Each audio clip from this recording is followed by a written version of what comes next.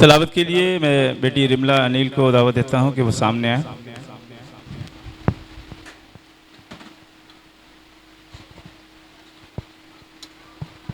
आप सबको मेरी तरफ से सलाम।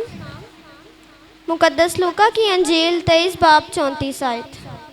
यस्सु ने कहा, ए बाप, इनको माफ़ कर, क्योंकि ये जानते नहीं कि ये क्या करते हैं। उन्होंने इसके कपड़ों के हिस्से लिए और उस पर कूड़ा डाला। आमीन। आमीन। खुदा के कलाम की मनादी के लिए भाई काशिफ होकर को दावत दूं कि वो सामने आए और पहले कलमे को बयान करें। मसीह यीशु के जिंदा जलाली और बबरकत नाम में आपकी और आपके घरानों की सलामती हो।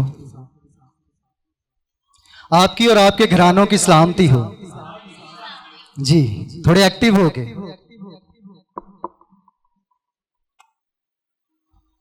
सबसे पहले तो मैं खुदावंद का शुक्रगुजार हूं कि खुदावंद ने मुझे इस लायक किया कि मैं उसके हुजूर में खड़े होकर उसके नाम को इज्जत और जलाल दूं, उसके नाम की वडियाई करूं, उसके नाम की प्रस्तुश और ताजीम करूं।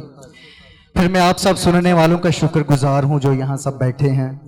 फिर मैं पास्टर काशिफ साहब और मिस उज़मा का शुक्रगुजार हूं कि जिन्होंने मौका दिया कि हम आगे बढ़ सकें, अपनी खिदमत की हदूद को बढ़ा सकें।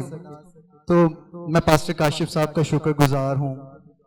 हम जब देखते हैं, लिस्ट को देखते हैं, तो पास्टर काशिफ साहब ने इस बार अपना कलमा नहीं लिया। उन्होंने हमें मौका दिया है कि हम जो हैं या हमारी क्वायर के जो बच्चे हैं वो आगे बढ़ सकें, सीख सकें और लोगों को सिखा सकें। तो इस बात के लिए मैं पास्टर साहब का शुक्रगुजार हूं और मिस उज़मा का भी शुक्रगुजार हूं।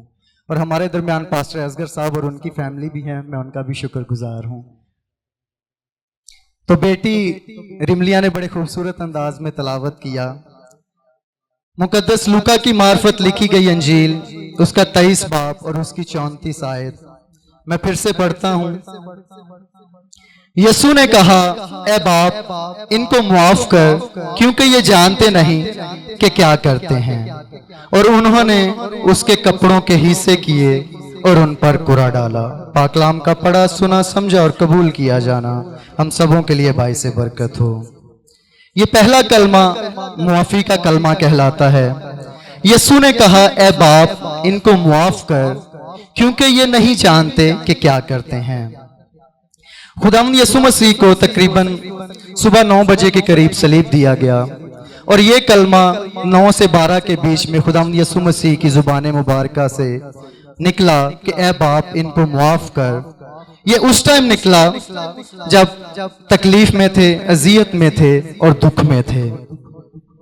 तो उनके अल्फाज थे कि ए बाप, इनको मुआफ कर, क्योंकि ये नहीं जानते क्या करते हैं।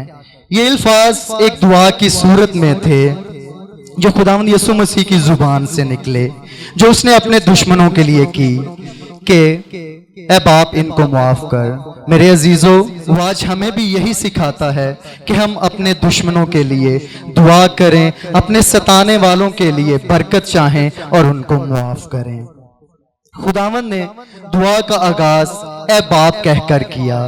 तो मेरे अजीजों, हम जानते हैं कि खुदावंद यीशु मसीह पर इल्जाम भी यही था कि वो खुदा को अपना बाप कहता है। वो कहता है कि मैं बाप में से निकला और इस दुनिया में आया हूं। वो कहता है कि जिसने मुझे देखा उसने बाप को देखा। वो कहता है कि मैं और बाप एक हैं। तो खुदावंद यीशु मसीह पर इल्जाम भी यही था, जिसकी वजह से उसे सलीब दिया गया, कि वो खुदा को अपना बाप कहता है। तो मेरे अजीजों, 2 बड़े ग्रोह थे जो खुदावंद यीशु मसीह को सलीब देने पर कह सकते हैं कि सलीब देने के लिए एग्री थे। उनमें से एक बड़ा ग्रोह था जो सियासी जमात थी, जो खुदावंद यीशु मसीह जो सियासी जमात थी वो डरते थे कि लोग उसे बादशाह कहते हैं। और दूसरी बड़ी जमात थी, एक मजहबी जमात थी, जिनको डर था कि लोग इसके फॉलोअर्स होते जा रहे हैं, लोग इसके पैरोकार होते जा रहे हैं। और उनको ये डर था कि शायद हमारी जो कह सकते हैं कि हमारी जो दुकानदारी है वो बंद हो जाएगी। तो ये 2 बड़े ग्रोह थे जो खुदावंद यीशु मसीह को सलीब देने के लिए एग्री थे। अब हम सीखेंगे कि खुदावंद यीशु ने जो सलीब पर दुआ की वो किन लोगों के लिए की? मेरे अजीजों, खुदावंद की रहमत लाजवाल रहमत है। उसकी रहमत की कोई हद नहीं, उसकी रहमत को हम लिमिट नहीं कर सकते। खुदावंद यीशु मसीह ने वो दुआ सबके लिए की और उसकी मुआफी भी सबके लिए है। मेरे अजीजों, मेरे साथ निकालिए यशायाह नबी का सहीफा,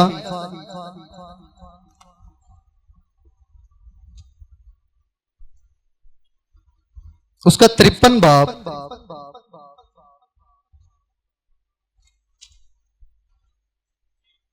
और उसकी 12वीं आयत प्लीज पढ़ दीजिएगा। जी सर, 53 बाब और उसकी 12।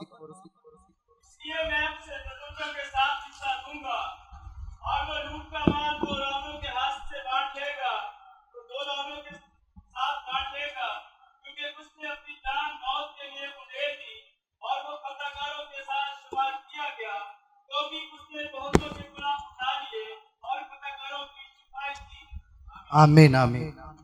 मेरे अजीजों, हम पुराने अहदनामे में बहुत सी पेशन गोइयों को देखते हैं और उनकी तकमील जो है वो हम नए अहदनामा में देखते हैं। यहाँ जो हमने तलावत किया यशायाह 53 बाब और उसकी 12 आयत, ये भी एक पेशन गोई थी और उसकी तकमील जो है वो हमें अब नए अहदनामा में सलीब पर नजर आती है कि खुदावंद यीशु मसीह ने जो सलीब पर पहला कलमा अदा किया कि ए बाप इनको मुआफ कर क्योंकि ये नहीं जानते कि ये क्या करते हैं। तो यहाँ पर भी खुदावंद यीशु मसीह शिफायत कर रहे हैं।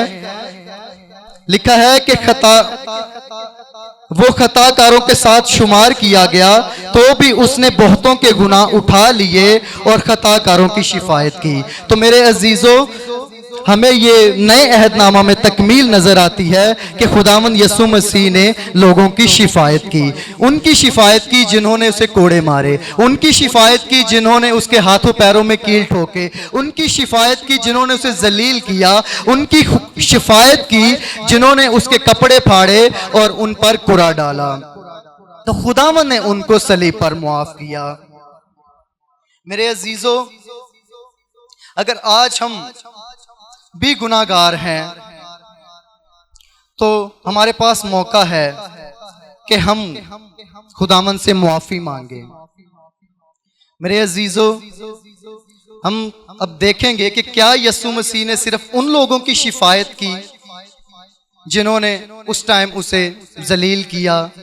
नहीं मेरे अजीजों, खुदावंद यीशु मसीह ने हम सब की शिफायत की है। नए अहदनामा में हम सीखते हैं कि वो आज भी बाप की दाहिनी तरफ बैठकर हमारी शिफायत करता है। मेरे अजीजों, हमारे लिए सीखने की यही बात है कि हम आज अगर गुनाहगार हैं तो हम अपने गुनाहों से तौबा करें। अगर मेरे अजीजों, हम यहाँ पर जितने भी बैठे हैं, अगर हम एक दूसरे से नाराज़ हैं तो हम एक दूसरे को मुआफ़ करें। हमारे लिए आज सीखने का बड़ा यही मौका है कि खुदावंद यीशु मसीह अगर सलीब पर अपने दुश्मनों के लिए, अपने सताने वालों को मुआफ़ कर सकते हैं तो हम जो यहाँ पर बैठे हैं हम भी एक दूसरे को मुआफ़ कर सकते हैं। तो मेरे अजीज़ों, इस पहले कलमा के वसीला से खुदावंद आप सबों को बड़ी बरकत दे।